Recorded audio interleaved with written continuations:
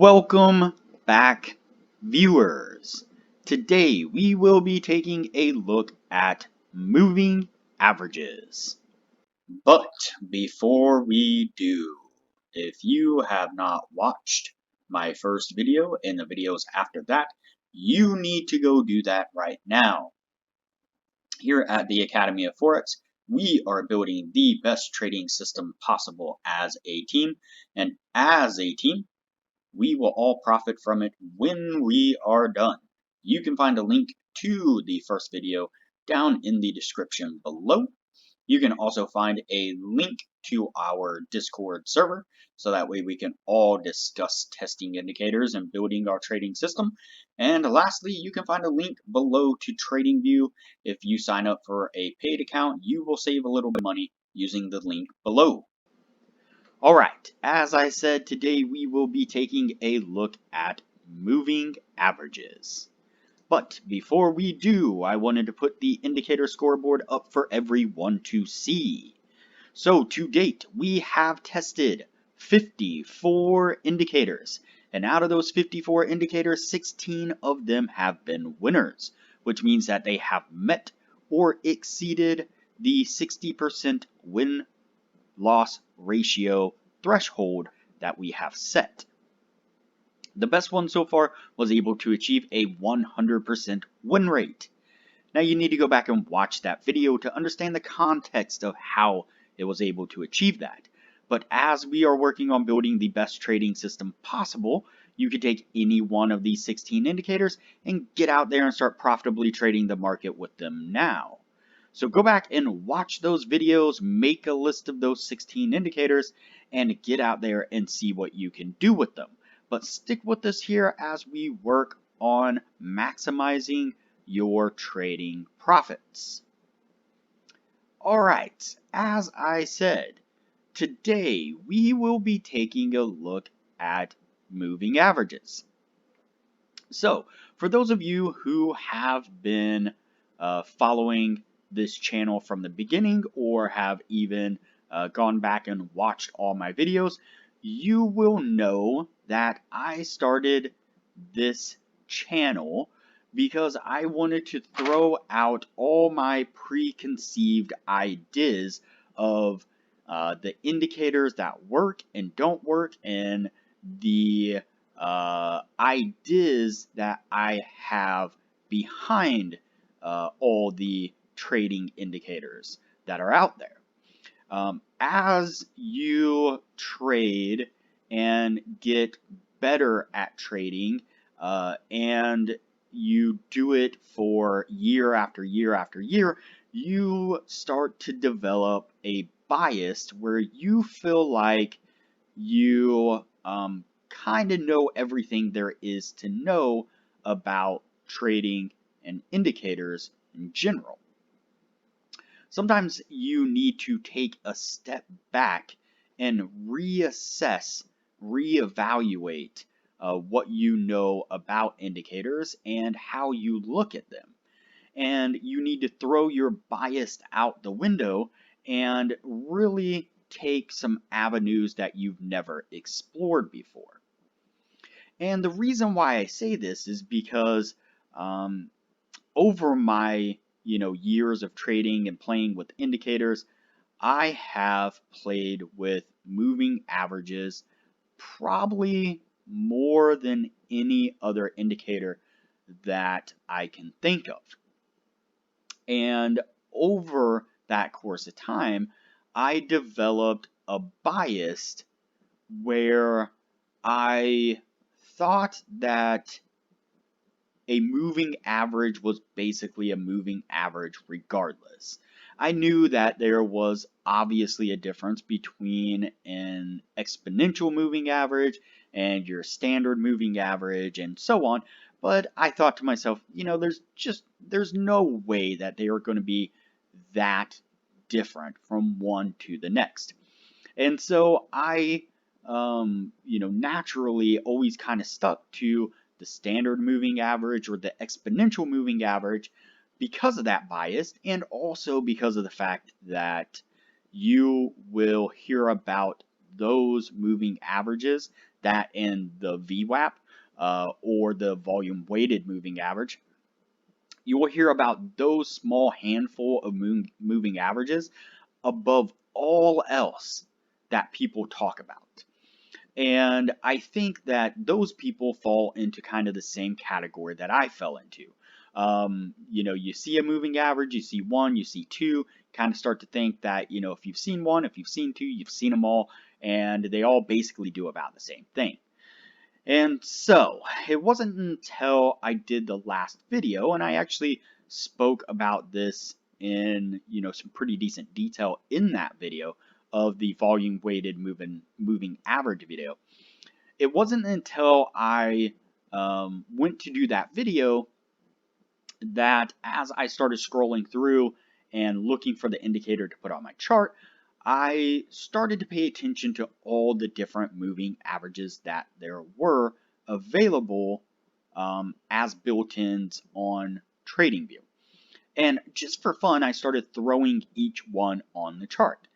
And then naturally, once I got each one on the chart, I was like, well, now it's just a giant blob of lines that are all the same color and different periods. And so I went through and changed each one to the same period and then changed each one to a different color to distinguish one from the next. And that is when I actually sat back and took a look at the screen and was rather amazed at how different all these indicators were. Of course, there are some that are very similar to each other, and some that are vastly different from each other. But all in all, I was very surprised to find out how different and how large of a spectrum these moving averages were actually able to achieve. And so if you look at the screen here, I have all these moving averages pulled up on the screen. I've hidden the price action and just have the indicators here on screen. And as you can see, these, let me pull this up right here as well. These are the different indicators. I believe there are 8. 1, 2, 3, 4, 5, 6, 7, 8. Yes, 8 of them all together. These were, I believe, every single moving average that was available on TradingView's built inside of the indicator. And so once again, I set them all to a 30 period, and I color coded each one. And as you can see, there is quite a significant difference between one moving average to the next. Again, there are some that are rather similar and kind of hug right with each other. And then you have the points where of course, you get these ranging markets where they just kind of all, clump together in one giant mass. But when there is a significant move in price action, you can see the significant difference in these moving averages. And so let me turn on price action here, just so that way you can get a little bit more further idea of the difference that these indicators, that these moving averages make. And so as you can see here, you have some that react and hug price action rather well. These are the Hall moving average and the, oh goodness, what is that one here? I actually have all the names of the moving averages that I currently have on screen. The least squares moving average. The least squares moving average, I'm going to go ahead and hide price action again. Just that way we can view this a little bit better. And so the whole moving average and the least squares moving average are these two here. the ones right here that tend to hug rather closely to each other. Then you have the smooth moving average, which tends to react rather slowly to the price action. Now, again, this is only a 30 period, designation on these moving averages. So it's not like this is a 200 period set moving average where you get these long sweeps, in the price action. And so this is a rather significant difference between, and let me do this. Let me hide that. Let me hide this one, this one, this one, this one, this one, and this one. Look at that difference in the moving average from the smoothed moving average to the least squares moving average. That is a rather significant difference when they are set on the same period. And so, yeah, as you can see, I was pretty stunned to come to the conclusion that, these moving averages set on the same period were two vastly different moving averages.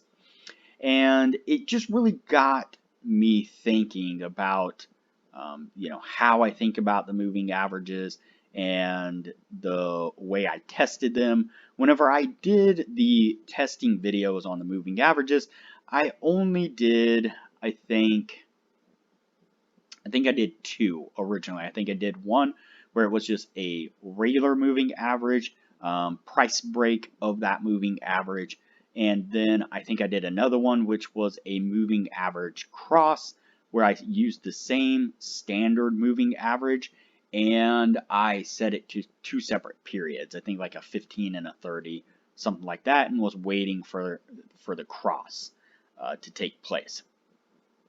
And so if you watch those videos, you will know that my biggest issue with a moving average cross was the fact that often you miss a lot of, you miss out on a lot of trading when you're waiting on a two-line cross. And in the moves that they make, so we'll take this area right here for example. If we were waiting on a two-line cross to take place with this move right here, this was a very significant move. I mean, we went from here to here. That is 1,083 pips right there. And you can see that we would not have gotten the signal to go short until we were all the way down here on this candle right here, and we would have gotten 125 pips if we got in at the exact signal candle and out at the very bottom. We would have gotten 125 pips out of this. And so you can see that we would have left, 850, 900 pips on the table if we would have gotten in at the best point on both ends. And so had we have gotten in on just the price action break of, say, the least squares moving average here, we would have gotten in on this candle here, and again, assuming we called the exact bottom, we would have been at 930 pips. And so basically we would have been out 100 pips. And so that's what I don't like about the moving average cross. And that's why I've always concentrated on the price action break of the moving average. Then that leads you to a whole nother scenario to where you get these whipsaws where it's, you get bounced in and out as the price action jumps, you know, over or under the moving average. And so then you need a filter to filter out that choppiness. And so that's where another indicator comes in to, take place and be used in the trading system. So this led me to the conclusion that what really needs to be done is I need to go through and test all of these moving averages. I need to test them on a price break. I don't think I'm going to do a cross because, again, I know I say I shouldn't be biased, but I have tested it time and time again on a moving average cross versus a moving average price break, and it just always, always, always, no matter how many times I do it, how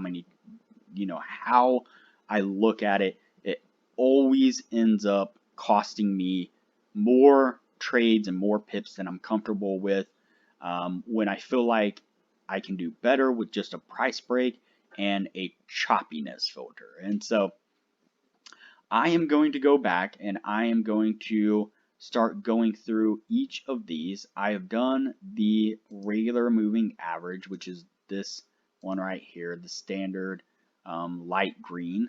And I have done in the last video the volume weighted moving average, which is this one right here, the magenta looking moving average. And so that leaves us with 6 other moving averages. And some of these I have never really messed with before. The least squares moving average, for example, never pulled it up before on the charts. And so I am rather intrigued by these moving averages. And I feel like we did not give them fair justification, fair testing on the channel. And so I hope that in this video, this has opened your eyes to the possibilities of what is out there, how you should always be looking outside the box, looking outside your biased opinion, and being humble in the fact that you may not always know everything about indicators or trading. And so, yes, I felt like this was a very good learning experience, a very good example of why I created this channel in the first place, and I felt like all of you viewers out there could benefit from this experience that I went through as well. It doesn't matter how long you have been trading, it doesn't matter how profitable you have been or how profitable you aren't. You never stop learning, and you should never stop trying to better yourself. And so, with all that being said, I think I'm going to call the video here. I think I have made a good argument as to why we should go through and test these moving averages a little bit more and see what we can find. I don't remember off the top of my head whether or not the regular standard moving average price break met the 60% criteria. I think it did. I'm not 100% sure though. I'd have to go back and look to be sure. But nonetheless, yeah, I hope this has opened your eyes a little bit, giving you a little bit of perspective on, moving averages and how different they can actually be, and a little bit, of humbleness in how you think of things, how I think of things, how we all think of things. So, all right, there you go, guys. If you have not already, like this video, comment below, subscribe to the channel, and turn on the bell notification so that way you are notified anytime I post a new video. As part of the team, it's important that you are seeing the new videos as they come out so you know what it is that we are discussing and what indicators we are testing, have tested, and have not tested. Also, like usual, there is a link below in the description to the Discord server.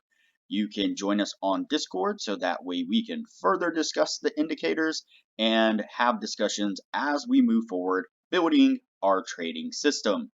And lastly, like usual, there is a link below to TradingView. If you like what you see whenever I use TradingView and you are interested in signing up for TradingView, if you use the link below and sign up for a paid account, you will save a little bit of money. So, alright everybody, I will see you on the next video.